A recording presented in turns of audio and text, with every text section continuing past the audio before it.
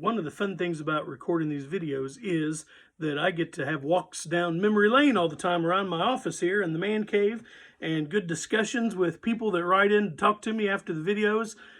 Last night, my good friend from my high school years and still good friend, Shannon, sent me a text and was enjoying the fact that we had done Arkansas on the video yesterday, which was great. We used to sing that song when we were kids in high school together, and she and her husband Lance live out in Las Vegas, and they're the ones I told you about the other day. They named their child Jude also, and we have a little boy named Jude, and that was a complete accident. We didn't plan that or anything like that, but it is a cool connection, and the boys are being pen pals, which I think I mentioned the other day. But I think lots of things that take us walking down memory lane are good ideas, especially in times like this, that we're often so busy and maybe feel a little foolish even if we let ourselves take these walks down memory lane. But I'll tell you what, while it's downtime right now, as Michelle says all the time here at the house, all the hours are the same. It's all the same.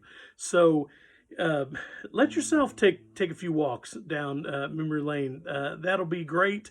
To be able to do that, it's an enjoyable thing, and especially if you've got some visual aids around, like if you have pictures and things like that, it's just a whole lot of fun. So we're going to do a little bit more of that today in just a little bit. Colin and I, you can tell my beard is just a little bit curly on this side. I was sitting out, we sat out all day in the sun, and there's a little moisture in the air here today. It makes my beard curl up. But we smoked meats again today. But today we smoked a meatloaf, which turned out great. It was a lot of fun. And we smoked sausages and stuff for lunch, brats and hot dogs and that kind of stuff for lunch, and had a good time. We smoked chickens again today, but we also smoked a can of Spam. Yeah, go ahead, judge me. I'm okay with that. Spam is one of those things that we used to have when I was a kid and in Boy Scouts and all kinds of stuff. And it's a delicacy in Hawaii. So we decided today we had a can that we would try to smoke it. And if you like Spam, you're going to like smoked Spam. I wouldn't eat it more than once or twice a year. But it was pretty good. Like I said, go ahead, judge me. We're stuck here on quarantine just trying to amuse ourselves. So we had a good time. Now, speaking of the chickens, we announced the other day that if you live in driving distance here, that we would be glad to deliver you a chicken. We have a safety plan set up where that chicken will be in and smoked to the 225 degrees, which kills all the germs. It will be brought out with gloves and put directly into a aluminum pan and sealed up. And then you can even, once you've pulled the chicken off the bone at home, you can heat it back up. I don't think you'll have any germs to worry about. We've had 2 orders so far. My cousin Janet said she'd like to have one, and our friends Christina and Ryan down in Springs Valley said they'd like to have one if that's not too far to bring a chicken. And I told Christina that just like with the hours, the miles, it's all the same. It doesn't matter at this point where we need to deliver to. We're just all trying to pass time and pass it in a safe way. And we can get in our closed little system of the car, Colin and I, and deliver stuff to your doorstep and ring the doorbell and run away and hand sanitize ourselves back in the car and go down the road. And I think it's a pretty safe system. If that's something you'd like to participate in, we've got 2 more spots left for chickens. If anybody would want one, we're going to probably smoke again Monday or Tuesday next week. Like I said, this is just a new hobby we took up while we're doing this. Now, speaking of childhood, this is one of the favorite songs of my childhood, and I think a lot of people do it. There's a church in the valley by the Wildwood. Now, if you were ever in Churches of Christ or Christian church or Baptist church or any little country church, you probably sang this song. This is the song that in the chorus and the basses do, "Oh, come, come, come, come, come to the church in the Wildwood." Okay? So if you're a bass and you remember this song, you'd be ready to sing here. And if not, there's a church in the valley by the Wildwood. Look it up online. You'll find it. It's a fun old camp meeting song with that bass driving rhythm in the chorus. And then everybody else comes in over the top of them. This is how it goes.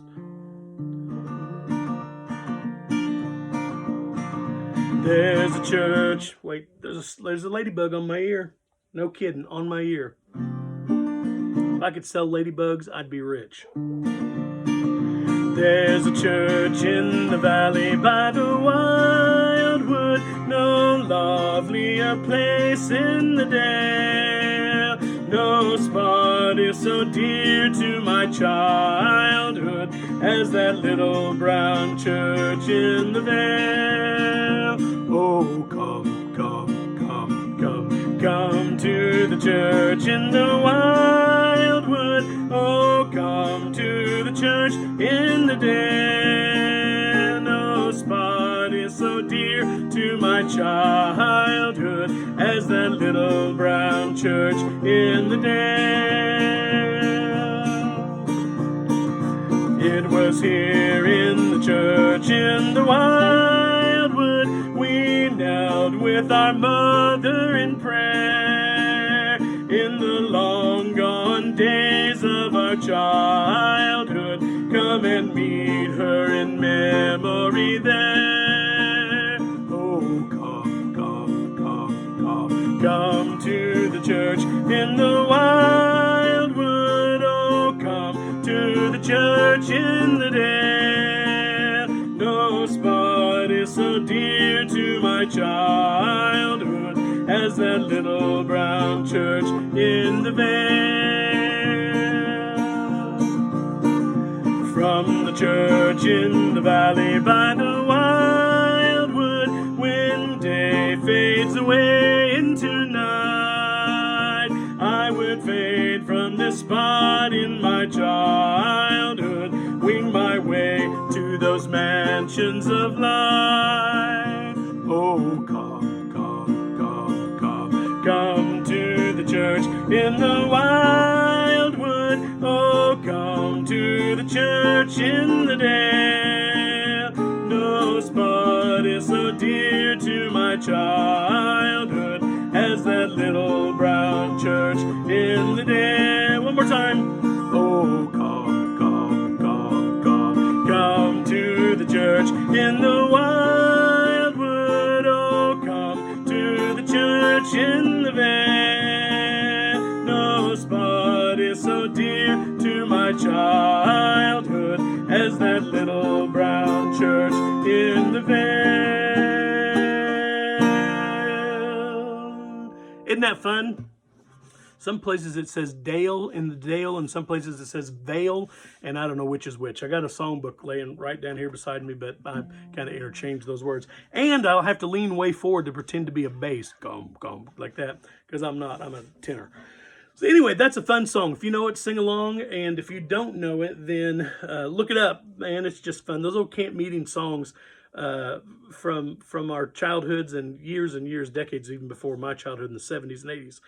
People were loving these songs out in the open air. So take your time to enjoy it. Now, to go along with this theme of childhood today, I've pulled a picture or a set of pictures off the walls here in my office.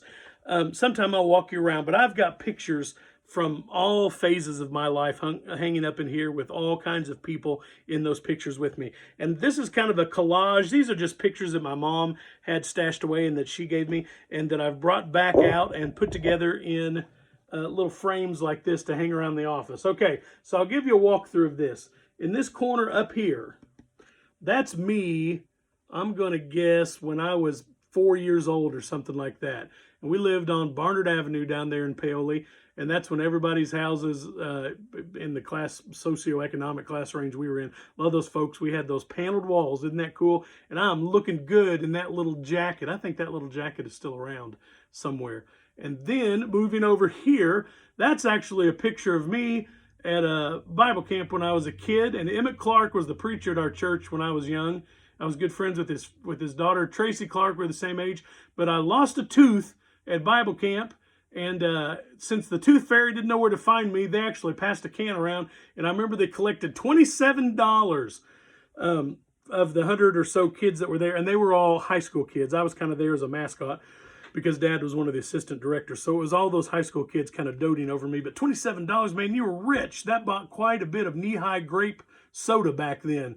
We used to have chugging contests until somebody, well, you know, until somebody couldn't hold it in anymore, and then they disposed of it, and whoever did that first lost. But anyway, I won't tell you more of that story. Okay, so from there, I went on this picture escapade here. That's me when I broke my ankle one year during baseball season, and I had a cast. It was one of those wrap-on casts. They even let me swim in it, and I wore that thing. In fact, I wore the bottom of it out, and they had to rewrap it at one point. And so that was that. This here is actually a picture of Chip and I. Chip was one of my dear friends from childhood and still is. He and I it was a junior high picture. We were in the state science fair. We had made toothpaste, and we came second place in our region making homemade toothpaste and experimenting with it. And the kid that beat us for first place built his own computer. That was probably 1985 or so. So kudos to him for building his own computer. But we did toothpaste. It was a lot of fun. And then down here, here's a picture of me pretending to be studious somewhere. Yeah, get a good laugh at the haircut and the V-neck t-shirt there. And then this is back during my band career at Paoli High School, where we won several state championships and had quite a bit of fun. I'll show you more of that sometime. Anyway, that's the kind of silliness that I have hanging on my office walls here.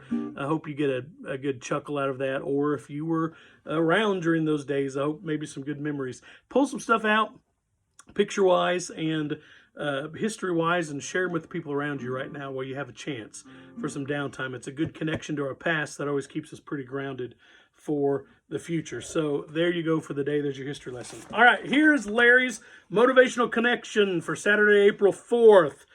He quotes a recent Troop Elementary admin team, and they came up with this saying: 2 things to make the world a better place. Be where you're supposed to be, doing what you're supposed to be doing. Very good advice from that school team. Now he says, let's do an assessment of that. And here's what he says. If you're where you're supposed to be, you can't be someplace you're not supposed to be. Yet you will be where you said you'd be, where you need to be. If you're doing what you're supposed to be doing, you can't be doing anything wrong. In fact, you'll be doing something for the greater common good, for the good of self and others. So for now, be where you're supposed to be. Home. Doing what you're supposed to be doing. Washing your hands and keeping your distance. And wear a mask when you go to the store. It will make the world a better place. If you know Larry, can't you hear him saying all this stuff? That's what I love about his motivational connections. They don't sound any differently than if he'd have told you face-to-face or called you on the phone. It's great. He captures himself very well. Yesterday we did a song from the musical Big River that I told you about, and it was that Arkansas song. I'm going to tune my guitar. I'm just a little out of tune. And we had fun with it. And I'm going to sing you another song today that is also from that musical. That first song we did was in the key of B flat, if you go back to it. This song is actually going to be in the key of F. And it's called Leaving's Not the Only Way to Go. It again just has the 1, 4, and 5 chord in it. It's got a secondary dominant in it. You can figure it out. Leaving's Not the Only Way to Go by Roger Miller in the musical Big River. One of my wife's favorite songs, one of Larry's favorite songs, one of my favorite songs, probably lots of other people out there like this song. It's just a really pretty song. Let me see if I can remember all the words.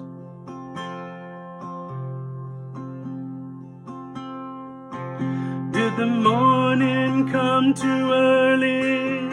Was the night not long enough? Does a tear of hesitation fall on everything you touch?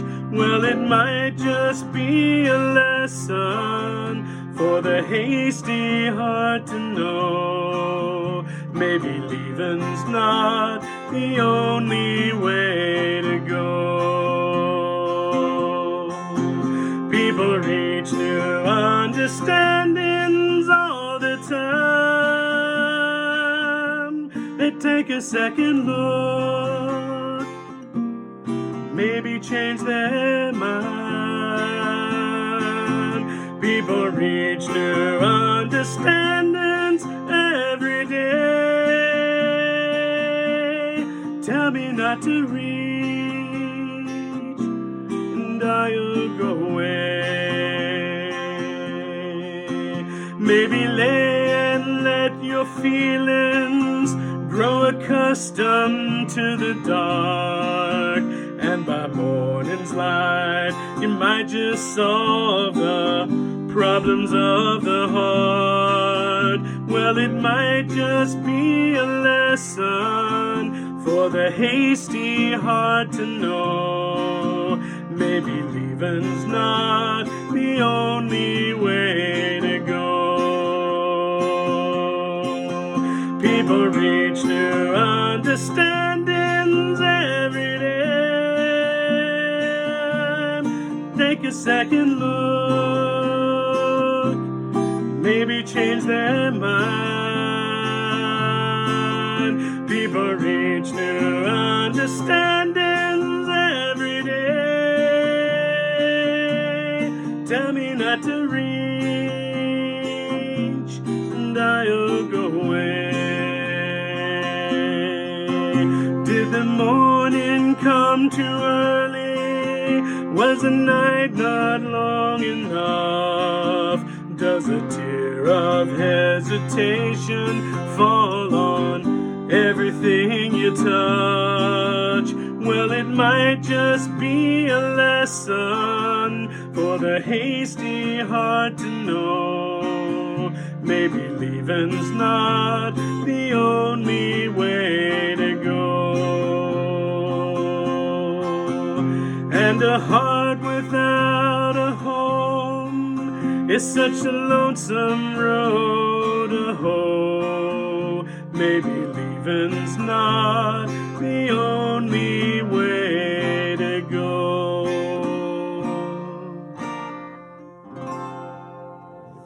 It's a great song about patience in life and trying to find some roots where you are, and that running away is not always the thing to do, and that maybe there are new beginnings everywhere just around the corner, even in this place that seems like a valley right now. Look around you. There's hope ahead, onward and upward. Find your place in life and make some good things happen there. I'll see you tomorrow for our old-fashioned hymn sing. Bye.